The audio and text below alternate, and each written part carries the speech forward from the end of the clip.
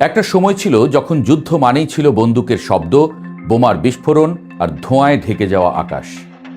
এখন যুদ্ধ শুরু হয় টেবিলের উপর, চা কফির কাপের পাশে বসে, আর শেষ হয় সমুদ্রের বুক বন্ধ করে দিয়ে। ইসলামাবাদের আলোচনাটা ঠিক তেমনই এক গল্প, যেখানে হাসি মুখে হাত মেলানো হয়নি, বরং অদৃশ্যভাবে দুপক্ষেরই মুষ্টি শক্ত হয়েছে। দুই দেশের মধ্যে আলোচনা হলো, বিশ্ববাসীর মনে আশা জাগলো, তারপর হঠাৎ করেই সব শেষ। যেন পরীক্ষার খাতায় শেষ প্রশ্নটা ফাঁকা রেখে উঠে এসেছে দুপক্ষই। আর সেই ফাঁকা জায়গাটাতেই এখন জমে উঠছে উত্তেজনা, সন্দেহ আর ভয়। ইরান ও যুক্তরাষ্ট্রের মধ্যে এই আলোচনা ব্যর্থ হওয়াটা কেবল দুই দেশের মধ্যকার সম্পর্কের ভাঙন নয়, বরং এটি এমন এক সিগন্যাল যা পুরো বিশ্বকে সতর্ক করছে। এখনও যা দেখছ তা কেবল শুরু। আমেরিকা যে পদক্ষেপ নিয়েছে, ইরানের বন্দরগুলো কার্যত অবরুদ্ধ করার ঘোষণা, তা কোনো সাধারণ নিষেধাজ্ঞা নয়। ইতিহাসে আমরা ভেনেজুয়েলা বা কিউবার ক্ষেত্রে এর ছায়া দেখেছি, কিন্তু ইরান সেই তালিকার দেশ নয়। ইরান মানে মধ্যপ্রাচ্যের হৃৎপিণ্ডের এক গুরুত্বপূর্ণ ধমনী। সেই ধমনী যদি চেপে ধরা হয়, তাহলে রক্ত চলাচল বন্ধ হয়ে যায় পুরো শরীরের। এখানে সেই শরীরটা হলো বিশ্ব অর্থনীতি। হরমুজ প্রণালীর নামটা আমরা প্রায়ই শুনি, কিন্তু এর গুরুত্বটা বুঝি তখনই যখন সেটার উপরে ঝড় নামে।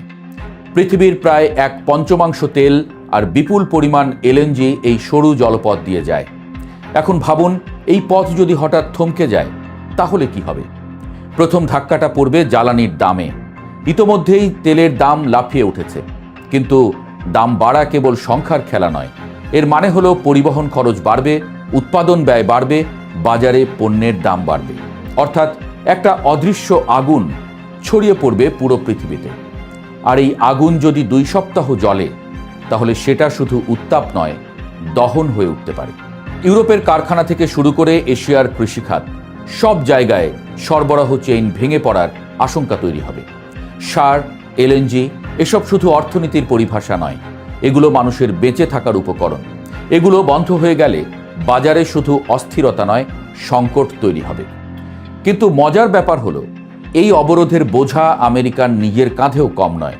কারণ বিশ্ব অর্থনীতি কোনো একক দেশের খেলনা নয়। এক জায়গায় ধাক্কা লাগলে তার প্রতিধ্বনি ফিরে আসে সব জায়গায়। আমেরিকা যদি এই অবরোধ দীর্ঘদিন ধরে রাখে, তাহলে তার নিজের বাজারেও মূল্যস্ফীতি বাড়বে, রাজনৈতিক চাপ বাড়বে। তাহলে প্রশ্ন আসে, কেন এই পদক্ষেপ? এখানেই রাজনীতির গভীর খেলাটা শুরু হয়। অনেকে মনে করছেন এটি আসলে সময় কেনার কৌশল। যুক্তরাষ্ট্র ও তার মিত্ররা হয়তো বড় কোনো সামরিক প্রস্তুতি নিচ্ছে, আর সেই সময়টুকু নিশ্চিত করতে চায় যাতে সমুদ্রপথে ইরানের কাছে কোনো অস্ত্র বা সরঞ্জাম না পৌঁছায়। কারণ সমুদ্রপথই হলো সবচেয়ে নিরাপদ ও কার্যকর সরবরাহ লাইন। বিমানে বড় পরিমাণ অস্ত্র পরিবহন করা কঠিন, ঝুঁকিপূর্ণ এবং সহজে ধরা পড়ে যায়। কিন্তু জাহাজ, বিশেষ করে তথাকথিত শ্যাডো ফ্লিট, সেটা অনেকটা আড়ালে থেকে কাজ করতে পারে। এই পথ বন্ধ করে দিলে ইরান কার্যত এক ধরনের সামরিক বিচ্ছিন্নতায় পড়ে যাবে।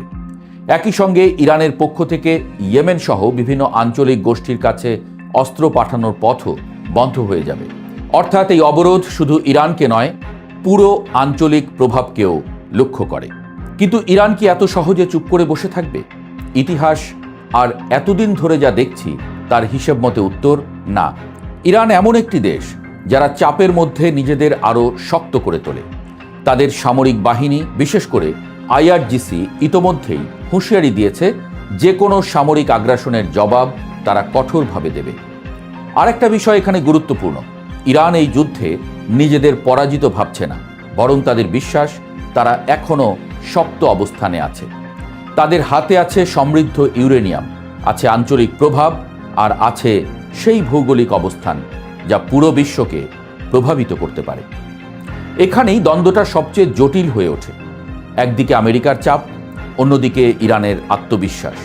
এই দুইয়ের সংঘর্ষ কোনো সহজ সমাধানের দিকে যায় না, বরং তা ধীরে ধীরে এমন এক জায়গায় পৌঁছায় যেখানে ভুল বোঝাবুঝি থেকে বড় সংঘাত তৈরি হয়। ইতোমধ্যে আমরা সেই লক্ষণ দেখতেও পাচ্ছি। মার্কিন যুদ্ধজাহাজ ইরানের উপকূলের খুব কাছে অবস্থান করছে। এই দূরত্বটা কাগজে হয়তো 200 কিলোমিটার, কিন্তু বাস্তবে এটি এক ধরনের মানসিক চাপ। যেন দুজন মানুষ মুখোমুখি দাঁড়িয়ে আছে, কেউ কাউকে আঘাত করছে না, কিন্তু চোখের দৃষ্টিতেই আগুন। এই অবস্থায় একটি ছোট্ট ভুলও বড় বিপর্যয় ডেকে আনতে পারে।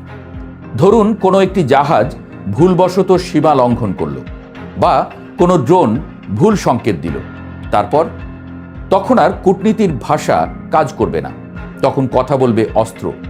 আর সেই মুহূর্ত থেকেই শুরু হতে পারে এমন একটি সংঘাত যা কেবল মধ্যপ্রাচ্যে সীমাবদ্ধ থাকবে না, কারণ এই সংঘাতে জড়িয়ে পড়ার সম্ভাবনা আছে আরও অনেক শক্তির, ন্যাটো, রাশিয়া, এমনকি চীনও। রাশিয়ার জন্য পরিস্থিতিটা আলাদা করে জটিল। ইউক্রেন যুদ্ধের মধ্যে তারা ইতোমধ্যেই চাপে আছে। ইউরোপে রাজনৈতিক পরিবর্তন হলে ইউক্রেন আরও শক্তিশালী সমর্থন পেতে পারে, যা রাশিয়ার জন্য নতুন চ্যালেঞ্জ তৈরি করবে। অন্যদিকে যদি মধ্যপ্রাচ্যে বড় সংঘাত শুরু হয়, তাহলে বিশ্ব শক্তির ভারসাম্য আরও অস্থির হয়ে উঠবে। এই পুরো পরিস্থিতিটা যেন এক দাবার বোর্ড, যেখানে প্রতিটি চালের পেছনে আছে বহু স্তরীয় হিসাব। কিন্তু সমস্যা হলো, এই খেলায় কোনো নির্দিষ্ট নিয়ম নেই। এখানে আবেগ, অহংকার আর ভুল সিদ্ধান্ত অনেক সময় যুক্তিকে হারিয়ে দেয়। তবু একটা আশার জায়গা আছে। আলোচনা পুরোপুরি বন্ধ হয়ে যায়নি। পর্দার আড়ালে মধ্যস্থতাকারীদের মাধ্যমে কথাবার্তা এখনো চলছে। ইতিহাস বলে, অনেক বড় চুক্তি প্রকাশ্য আলোচনায় নয়, বরং গোপন দরজার আড়ালেই তৈরি হয়। কিন্তু সময় খুব কম, কারণ যতদিন এই অবরোধ চলবে ততদিন চাপ বাড়বে, অর্থনৈতিক, সামরিক এবং রাজনৈতিক। একসময় এই চাপ এমন জায়গায় পৌঁছবে যেখানে দুপক্ষের সামনে কেবল দুটি পথ থাকবে, সমঝোতা অথবা সংঘাত। এবং সেই সিদ্ধান্তটাই নির্ধারণ করবে আগামী বিশ্বের রূপরেখা। আজকের এই পরিস্থিতি তাই কেবল একটি ব্যর্থ আলোচনা নয়, এটি একটি সতর্কবার্তা। সামনে হয়তো আরও বড় ঝড় আসছে, যার শব্দ আমরা এখনো পুরোপুরি শুনতে পাচ্ছি না, কিন্তু বাতাসে যে গন্ধটা আছে তা শান্তির নয়, তা আসন্ন ঝড়ের। এখন দেখার বিষয়, এই ঝড়কে থামানোর মতো বুদ্ধি আর ধৈর্য কার আছে, আর কে প্রথমে সেই সীমা অতিক্রম করবে যেখান থেকে আর ফিরে আসা যায় না।